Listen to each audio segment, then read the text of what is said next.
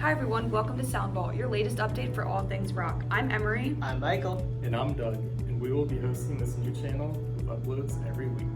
This week we will be highlighting some of our favorite songs from the soundtrack of Guardians of the Galaxy Volume 2, or what the film called it, the Awesome Mix 2.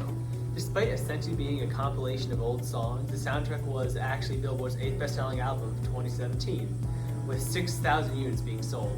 And overall, the soundtrack album was more focused on songs. So here are 3 of our favorite songs you need to know before you wake up and grab that morning coffee.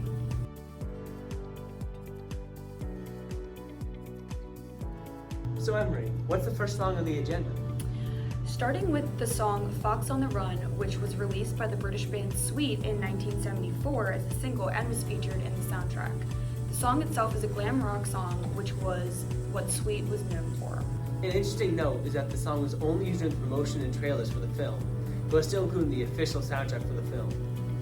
Doug, how do you feel the film used Fox on the Run?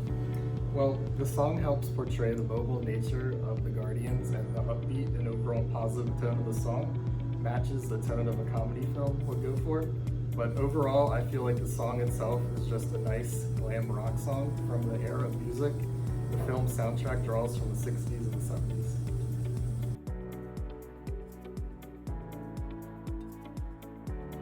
So Emery, what's the second song we're discussing today? So that would be Come a Little Bit Closer. It was a pop rock song released in 1964 on the album with the same name by the band Jay and the Americans. Michael, set the scene. The song is used during the scene in the film where Yondu, Rocket, and Groot recapture Yondu's ship from the Rebel Marauders by using Yondu's weapon, which is a arrow he whistles and it kills everything in sight. So Doug, what are your opinions on the use of Come a Little Closer in the film? So the song creates the irony between the happy, upbeat nature of the song versus the carnage and destruction our heroes are taking on the ship's crew and destroying the ship itself. Furthermore, the song is highlighting the fact that the arc Yondu has gone on in the movie is about letting people a little bit closer to him. Thank you, Doug.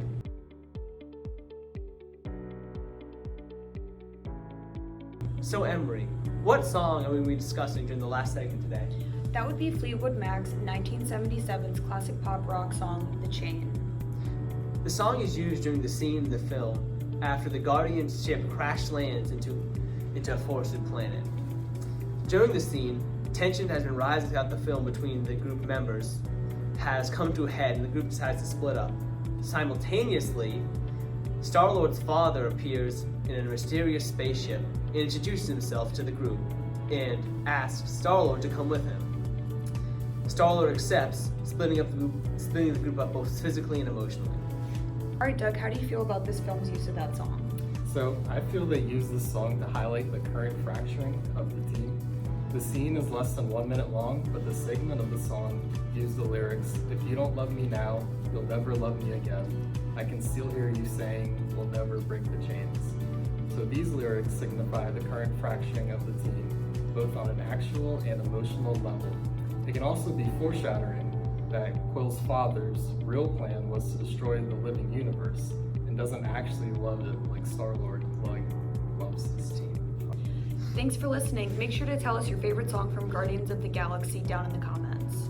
Don't forget to like and subscribe and follow us on social media down below. And have a rocking day.